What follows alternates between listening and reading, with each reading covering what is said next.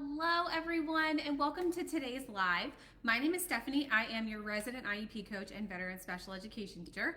And today I want to talk to you about different resources and resource types that you can use year-round to help you alleviate some of the stress of lesson planning. So when I'm talking about resource types, I'm meaning using task boxes and getting your students used to using those, and then just switching out the skill or the actual task box itself, but it's still being the same type of activity, or a file folder game, or an adapted work binder, things like that. When I say resources, different resources that you can print and use for longevity in the classroom. So I have a couple of different things to share with you today. As always, whether you're watching the live or you're here watching the replay, welcome. You're going to find links for all the things I'm going to share below this training, and so make sure you check those out. The first thing that I want to start with is, y'all know my love of adapted books. And so that is the first thing that I do recommend using in your classroom for longevity. And so you can use adapted books year round. And so I pulled some from September and October, but I did pull what the September bundle is. Again, inside of Adapted Book Club, you get access to all of these, including the mini bundles. This is just the actual September bundle itself that you can use with all these different topics for the month of September. And so adapted books function the same. It is a resource type that you can use year round. Now you can print and use them. You can print in the mini version, which I tell you how to do that on Adapted Book Club under the blog. And there's also videos inside of Adapted Book Club about how to do that. And then you can also use the digital version. So just teaching your students how to use a resource type like an adapted book, and then reusing that resource type throughout the entire school year is going to free up a lot of your mental space when it comes to planning different things, because you can think, oh, let me just go grab an adapted book about bats, and we can use that in October when we're talking about our thematic unit of bats, which we're going to talk about. So just making sure that you're utilizing what's out there for you and using them year round to help you with lesson planning. So adapted books are just one way to do that. Again, there's a level 1 and a level 2. Oh no, my screen's going black and I don't want it to go out. But there's a level 1 and a level 2 of each level of adapted books. There's different topics for all of the things. There's some free ones. If you go to adaptedbookclub.com, it's linked below, and scroll down to the bottom, you can get 20 free adapted books for free. And there's just a bunch of different ones to teach about all different types of topics. They really bring those grade level topics and things that your students are learning about to their level. And so level 1 is more of that vocabulary, learning those vocabulary terms with the picture associated with the vocabulary term. And then level 2 is going to be where you see the actual sentences in the book. So here's, for example, here's a level 1 of pumpkins, and this is the real picture. This is one of my absolute favorite books I've ever written. And then here's level 2 on the top, and you can see kind of the text difference between them. So I love using adapted books. Again, different resource types that you can use for the classroom include adapted books, task boxes, file folder games. You can do adapted work binders. There's truly so many different types of resource types that once you teach your students at the beginning of the year the expectation and how to use a specific resource type, it makes the rest of the year go so much smoother for you and also for your students, because they know the expectations, they know how to do this. You can just hand them an adapted book and they can work on it independently or with another staff or adult in the classroom, whole group, small group, whatever it may be. And you don't have to reteach them how to do a center or an activity or sit in the expectation of completing an adapted book as a class. They already know how to do it. And so that's one thing, that is my biggest thing, is the resource types, reusing them over and over again. The other resource thing that I want to share with you, and it is linked below, is we do at Mrs. D's Corner have thematic units, and I love teaching in thematic units. If you get our free lesson plans through our newsletter, every Wednesday night we send out free lesson plans. You will notice that we do teach in a lot of themes, especially at the elementary school level. And so I have one prepped here. This one is actually for February, and February is Dental Health Awareness Month. My screen is going black again. Dental Health Awareness Month is the month of February, and so the thematic unit that I use and have used with my students in the past is teaching students all about their teeth. Not only is it a life skill, but it also teaches them all the vocabulary and everything that goes along with it. So you're going to get a whole bunch of different activities that you can use either 1 week, 2 weeks, you pull what you need. You can use it the whole month. There's going to be some different cards that you can match. So there's actual real pictures with vocabulary words, kind of like a match game.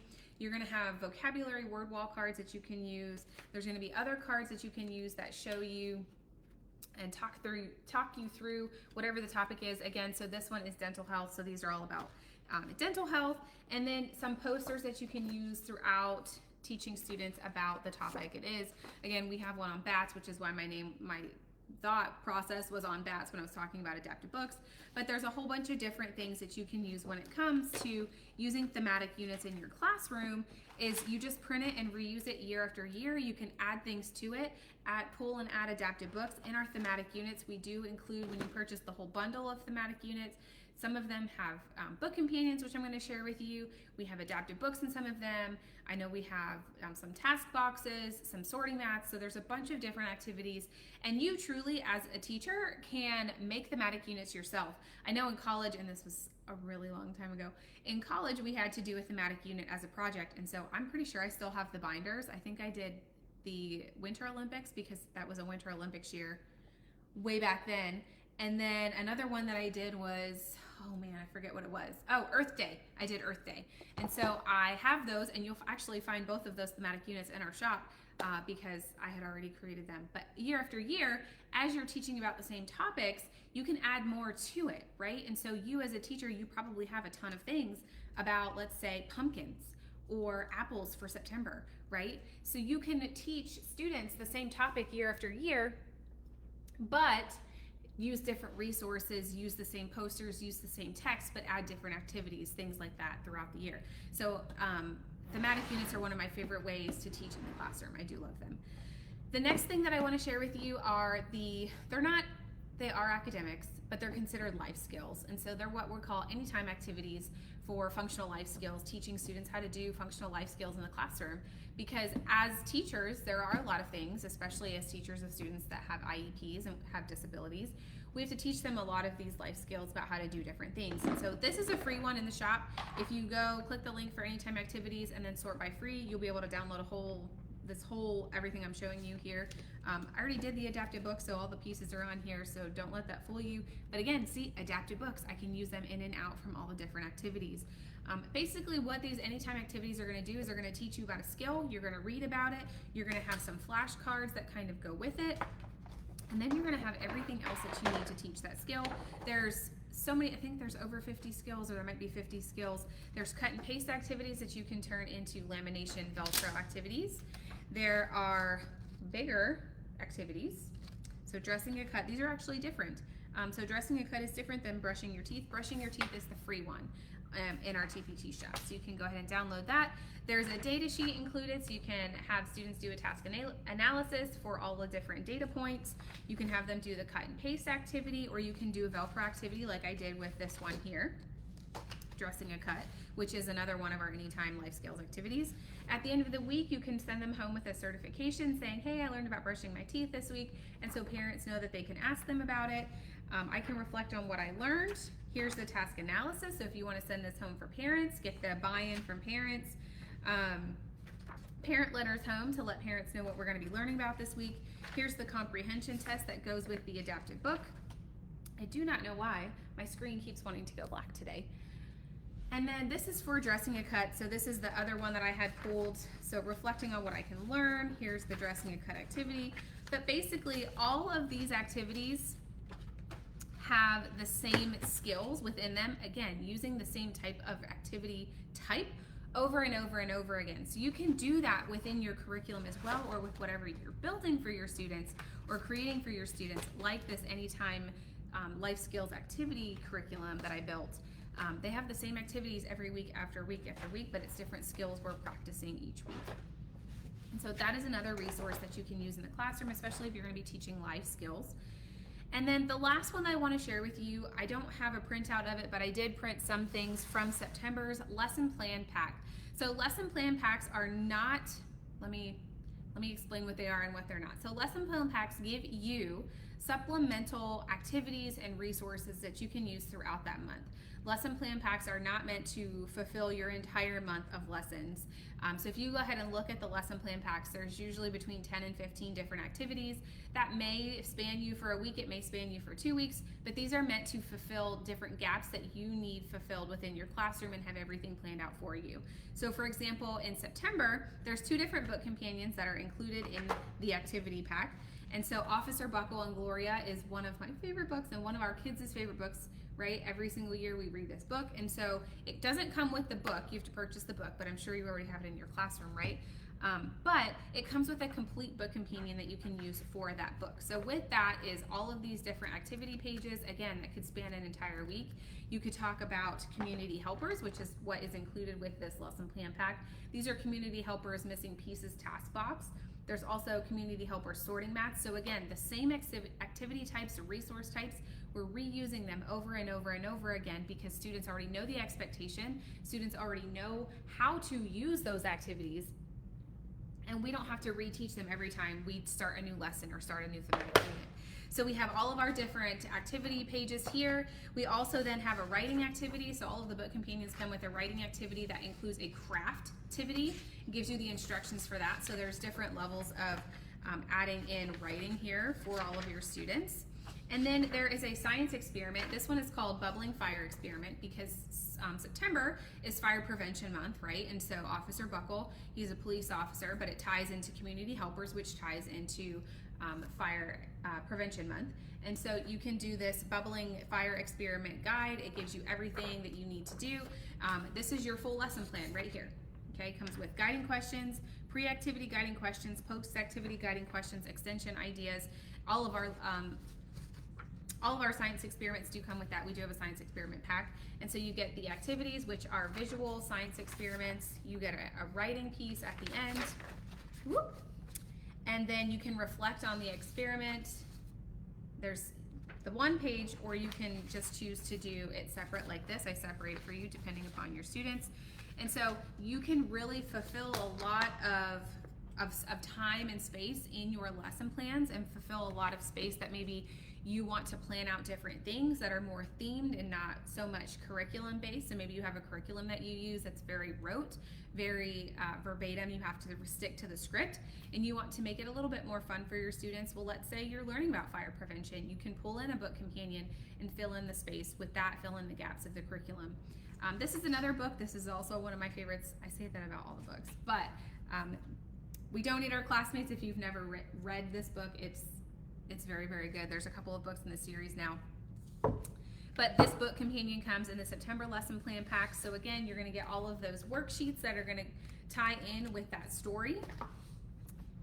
And then you're going to have your writing activity, which is going to come with your craftivity. Okay, so there's 2 pages for your craftivity. And then we have the dinosaur eggs visual experiment. So you have all of these pages here. You have the writing activity. My pages are out of order. You have the writing activity, more of this, and then you have your how did the experiment go, comprehension of the experiment. So you have all of this included with the lesson plan packs, and we have them for each month. And so again, this is just another set of resources that includes the same type of activities, activity after activity, that you can use year over year, month over month, lesson plan after lesson plan. The whole point, if you take nothing else away from this training today, the one thing that I want you to remember is that when you are prepping things for your classroom, you want to make sure that while you are prepping thematic things, where you're prepping maybe books for just September, you also want to make sure that you're prepping things that you can use year round. And throughout the trainings this summer, I've mentioned a lot about Evergreen resources for your classroom. And what that really means is making sure that you are prepping things that you can use year after year that don't tie in with a theme. So yes, you can have the let's say you have community helpers, but let's say they're apple people, right? Like little apples with little feet and hands, and they're holding up different pieces of community helper, like they're holding up a thermostat or a thermometer, or maybe they're holding up a pencil and a notebook to be a teacher, or maybe they're holding up a stop sign, and they're different community helpers. So that would be great to tie in with September, because September is apples.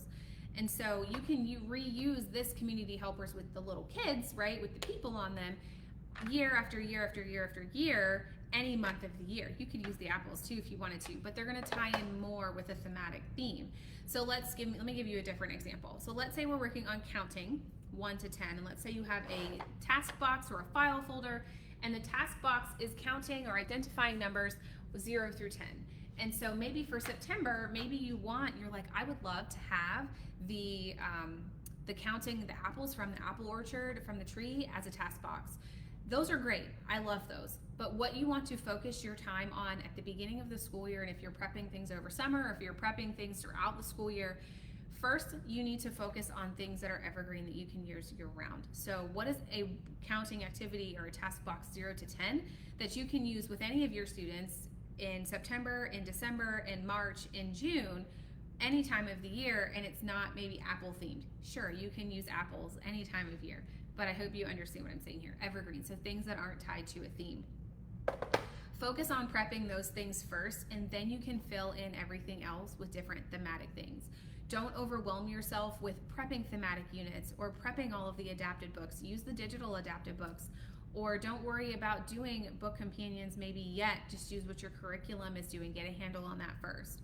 So don't fill in the gaps with things that are just to fill in the gaps. You want to make sure that they're functional for your class, that they serve a purpose, and that you're going to be able to use them year after year. That is truly the biggest thing that comes to mind when I think about lesson planning, especially when you're doing a whole full year and you're bringing in the scope and sequence and filling in all of the gaps of curriculum, because we know no curriculum is perfect for our students, and we're always filling in the gaps for all the things. And so just keeping that in mind, I think, is the biggest thing that I would love for you to take away from this training, is focusing on those evergreen resources that you can prep for your students and have available for them, that you can pull for multiple students in and out of your classroom. Maybe other people can use them. Anyone can use them at any time of year. I think that is just the best piece of advice that I could probably give you as a first year teacher, even as a veteran teacher starting in a new classroom. Thematic units are great. Year-long resources are fabulous, especially when it comes to reusing the same resource type over and over and over again. But don't forget about those evergreen resources. I don't see any comments here as we are live, but I want to thank you so much for whether you're watching us live or you're watching the replay. Don't forget to either join our Facebook group or follow here on Facebook or subscribe here on YouTube, wherever you are watching, because we're going to be doing live trainings a lot more frequently, and I would love to see you live. If you have any questions at any time, feel free to reach out at support@mrsdscorner.com, and I will see y'all in the next training.